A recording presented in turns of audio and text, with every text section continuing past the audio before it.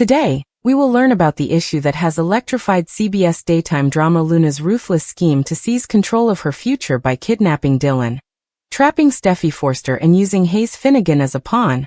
Without pausing to analyze deep psychology or debate moral philosophy, let us plunge straight into the chain of events, scene by scene, emotion by emotion, exactly as they sweep across Los Angeles. Buckle in, because the story spins fast, every turn tighter than the last, and the stakes grow harsher with every breath the characters take.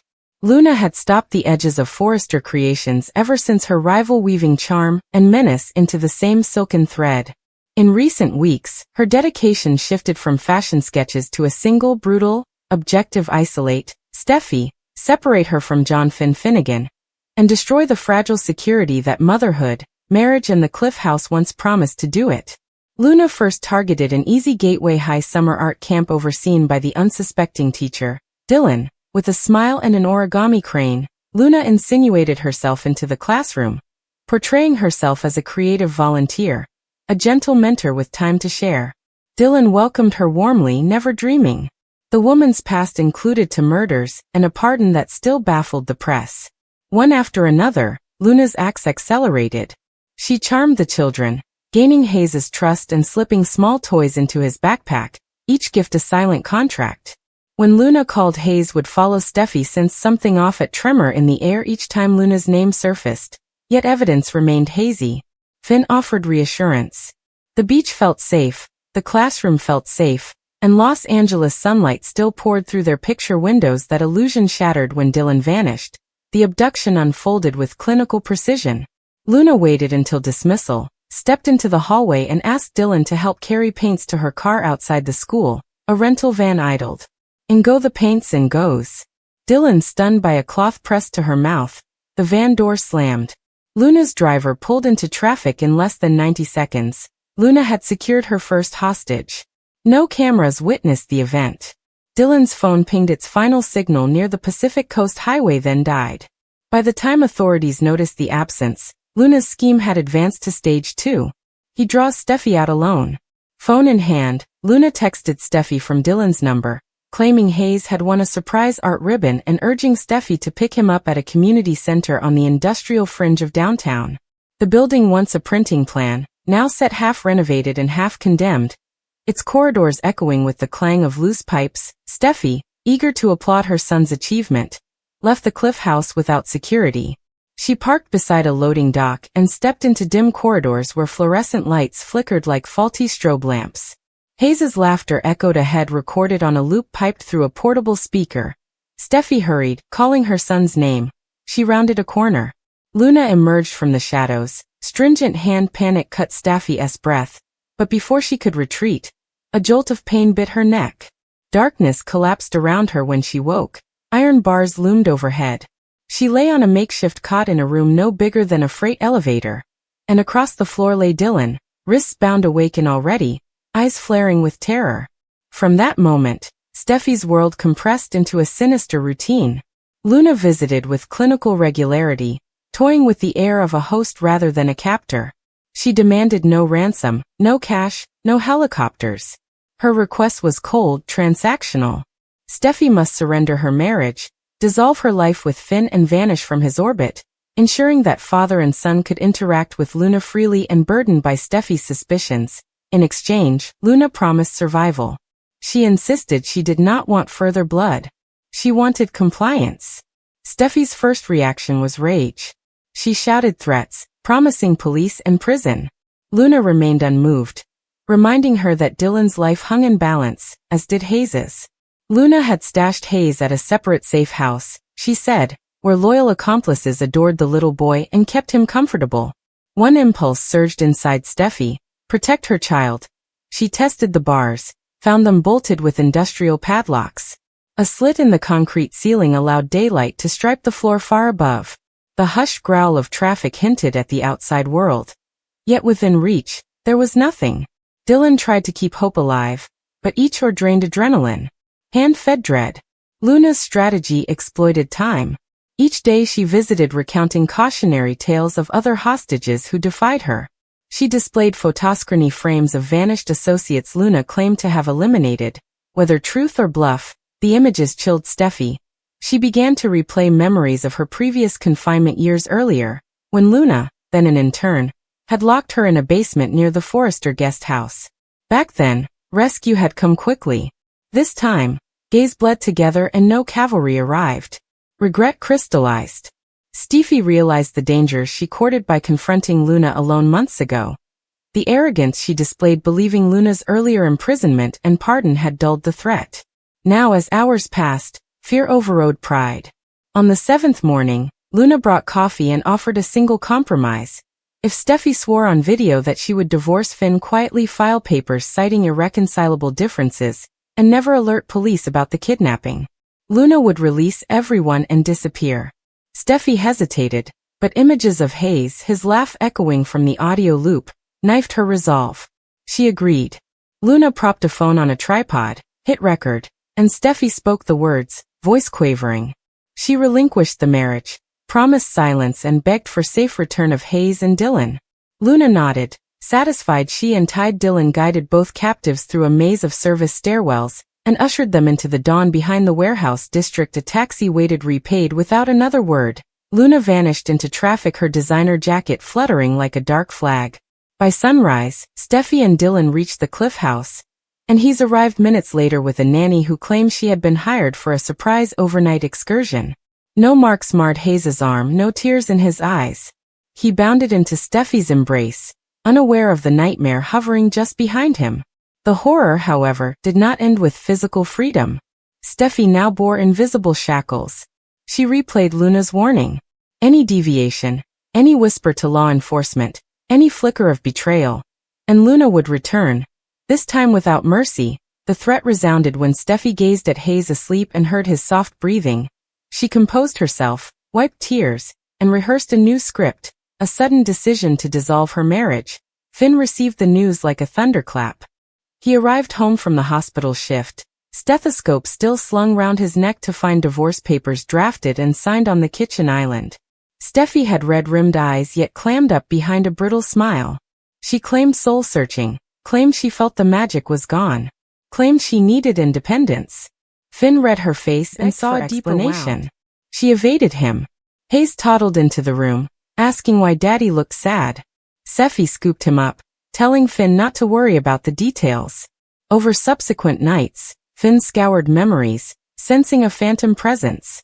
He recalled Luna's trial, Luna's connection to Sheila, and Luna's lingering fixation on the Finnegan family. He suspected, but proof was no.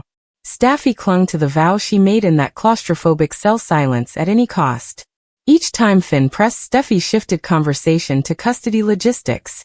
Out of love, he hesitated to push her into panic, but out of instinct he began investigating quiet, leaking phone records, tracking Steffi's GPS, scanning headlines for missing person notices. Dylan too tried to speak. Jaifer throttled her voice. She resigned from the art program citing sudden illness, and avoided television reporters pressing about her disappearance.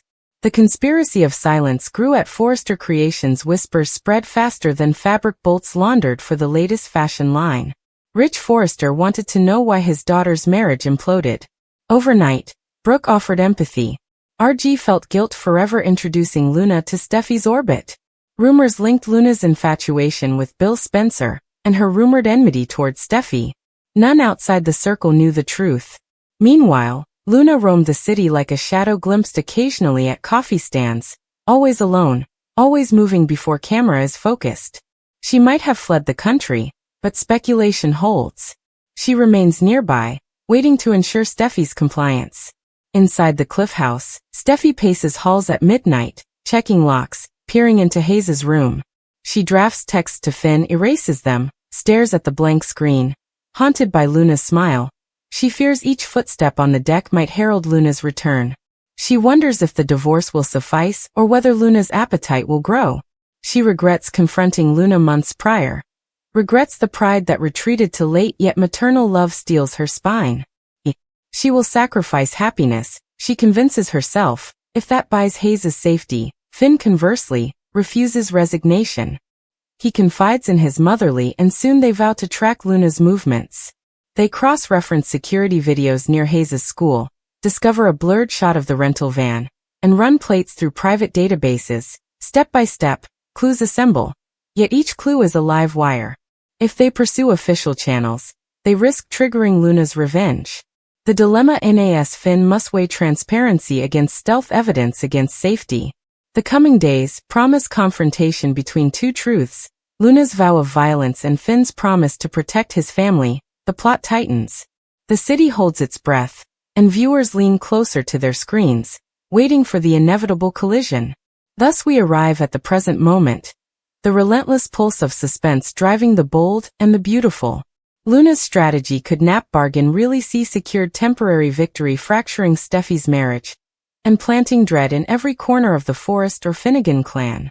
Yet the war is not over. Fear can incubate rebellion as surely as submission, whether Steffi's silence holds, whether Finna uncovers the truth before Luna strikes again, whether Luna herself slips, drawn by her obsession into the spotlight she once mastered.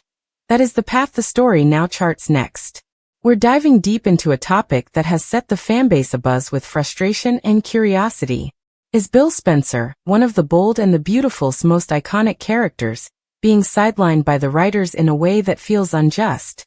Fans are scratching their heads, wondering why a powerhouse like Bill, played with magnetic intensity by Don Diamond, seems to have vanished from the spotlight at a time when his presence is needed most. With his son Liam battling a heart-wrenching cancer diagnosis, and his other son Wyatt mysteriously absent from the canvas, the storyline surrounding the Spencer family feels incomplete, if not outright perplexing. In this expanded exploration, we'll unpack the discontent among viewers, delve into the potential reasons behind Bill's diminished role, and imagine what could be done to bring Dollar Bill back to the forefront of this beloved soap opera: the disappearance of a titan. Where is Bill Spencer? Let's start with the elephant in the room. Bill Spencer, once the commanding force behind Spencer Publications, has all but faded into the background of the bold and the beautiful. This is no small matter for a character who has historically been a linchpin of drama, wielding influence with a steely gaze and a penchant for shaking up lives in Los Angeles. Fans have noticed that while Liam Spencer, Bill's son, is enduring a slow and tragic decline due to cancer, Bill is nowhere to be seen, offering the support or fiery determination one might expect from a father in such dire circumstances. Instead, the patriarch seems to have retreated from the narrative, leaving a void where raw, emotional scenes could have been explored. Imagine the potential of watching Bill grapple with the impending loss of his son, scenes that could showcase both his vulnerability and his unyielding strength as he fights for Liam's survival in any way possible. Moreover, the absence of Bill isn't just a gap in the current storyline. It feels like a betrayal of the character's essence. Social media platforms and fan forums are alight with disappointment, with one viewer poignantly noting, "Teller, Bill has practically vanished from our screens." Even as Liam's health deteriorates with each passing episode, this sentiment captures a broader frustration. Bill's withdrawal from the public eye on the show mirrors a lack of attention from the writers, who seem to have misplaced the character's importance amidst other plotlines, adding to the mystery. Some fans speculate that Bill might be dealing with undisclosed personal crises off-screen, perhaps a secret business deal gone wrong, or a hidden health scare of his own that could explain his uncharacteristic absence. While these are mere conjectures, they reflect the audience's hunger for a storyline that justifies Bill's withdrawal, while keeping him relevant. The missing Spencer brother Wyatt's vanishing act, compounding the sense of loss in the Spencer family narrative, is the complete disappearance of Wyatt Spencer, Bill's other son, once a vibrant part of the show's dynamic. Often caught in romantic entanglements and family rivalries, Wyatt has seemingly been written out without explanation or fanfare. This erasure is particularly jarring given the gravity of Liam's illness. Wouldn't Wyatt want to stand by his brother during such a dark time? Fans are left theorizing about where Wyatt could be. Has he left town to pursue a new venture? Is there an unrevealed conflict with Bill that keeps him away? The lack of clarity only fuels the perception that the writers have dropped the ball on maintaining the Spencer family as a cohesive unit. Online discussions are rife with exasperation over this plot hole, with one longtime viewer lamenting Wyatt has simply evaporated from the cast list. And I can't wrap my head around why the writers of The Bold and the Beautiful would let this happen. Another fan humorously added, "I've come across more gripping plot twists in random chat threads than in the current Spencer storyline." These reactions underscore a craving for resolution and a desire to see the family reunited, even if only to face their challenges. The show could introduce a dramatic return for Wyatt, revealing he's been on a soul-searching journey abroad, only to come back with newfound perspective and baggage that reignites tensions with Bill while offering solace to Liam. Such a twist would not only reintroduce Wyatt, but also deepen the family's interconnected drama, a cry for the old dollar bill. Fans demand action. If there's one thing the NB fans agree on, it's that they miss the Bill Spencer who dominated every room he entereth, ruthless businessman and cunning strategist known as Dollar Bill. Social media comments reveal yearning for the character's return to form, with one fan pleading, "Bring back the Bill who turns the town upside down, not some watered-down version," sympathizing with everyone like Luna. This reflects a desire for the classic Bill whose machinations and larger-than-life personality often drove the show's most memorable arcs. Fans fondly recall the days when Bill ruled Spencer Publications from his sleek, imposing office flanked by sons Liam and Wyatt, with his loyal confidant, Justin Barber at his side.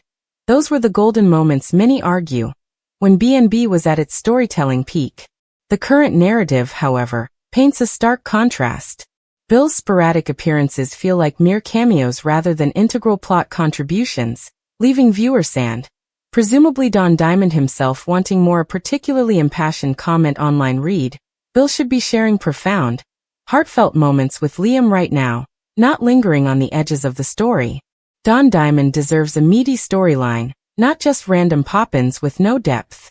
This sentiment resonates with a broader call for justice, and not just for the character, but for the actor who has brought Bill to life with such charisma. Fans imagine scenes where Bill, confronted by Liam's illness, channels his grief into action, perhaps funding groundbreaking medical research, or clashing with doctors over treatment options. Such a storyline would restore Bill's agency while tugging at viewers' heartstrings, analyzing the writer's choices. What's behind the sidelining? So why has Bill Spencer, a character with decades of history on The Bold and the Beautiful, been pushed to the periphery while we can't peek behind the scenes? It's worth considering potential factors driving these creative decisions. One possibility is that the show is focusing on newer characters or different family dynamics, such as the Logans or Forresters, to refresh the narrative. However, this risks alienating longtime fans who see Bill as a cornerstone of the series. Another theory is that the writers are building toward a grand return for Bill, perhaps a shocking reveal that he's been orchestrating a major power move in secret, wise to reassert his dominance at a critical moment. If true, this could redeem his absence, provided the payoff is as dramatic as fans hope. Yet, even with these possibilities, the current lack of screen time feels like a disservice. Fans argue that Bill's absence from Liam's bedside is not just odd, but borders on implausible. How could a father, especially one as intense as Bill, not be aware of or involved in his son's life or death struggle? One viewer pointed out, "It's bizarre that Bill seems clueless about Liam's condition. This isn't the protective, controlling Dollar Bill we know." To bridge this gap, the show could introduce a subplot where Bill discovers Liam's illness late, leading to a torrent of guilt and a desperate mission to make amends. This would add layers to Bill's character, blending his tough exterior with inner turmoil, and give Don Diamond the challenging material he's capable of mastering. Looking ahead, what's next for Bill and the Spencer family? As we ponder the future of Bill Spencer and his fractured family, one thing is clear: B&B fans are not content to let this storyline fade into obscurity. The passion in their feedback, whether on social media forums or comments sections, demonstrates a deep investment in seeing Bill return to prominence, whether it's through a renewed focus on his role as a father, a resurgence of his business prowess, or a surprising reunion with Wyatt. There are countless paths the writers could take to reintegrate the Spencer patriarch into the heart of the show. For now, all we can do is stay tuned, as each episode holds the potential for a twist that brings Bill back where he belongs. Imagine a scene where Bill storms into the hospital demanding answers about Liam's care, his signature intensity cutting through the somber atmosphere. Or picture Wyatt's unexpected return confronting Bill about past grievances while forging a new bond over shared concern for Liam. These are the moments fans crave, moments that honor the legacy of the Spence, her family, while pushing the narrative forward with emotional and dramatic weight. In conclusion, the current state of Bill Spencer's storyline on The Bold and the Beautiful has left many viewers feeling frustrated, confused, and hungry for more. The absence of Dollar Bill during Liam's tragic battle with cancer, coupled with Wyatt's unexplained departure, has sparked a wave of criticism and creative suggestions from the fanbase. While the writer's intentions remain unclear, the outcry signals a powerful truth. Bill Spencer is too vital a character to remain on the sidelines. So let's keep watching, keep discussing, and keep hoping for the return of the Titan we all know and love. What do you think? How should Bill's story unfold? Next, drop your thoughts below, and let's keep this conversation alive.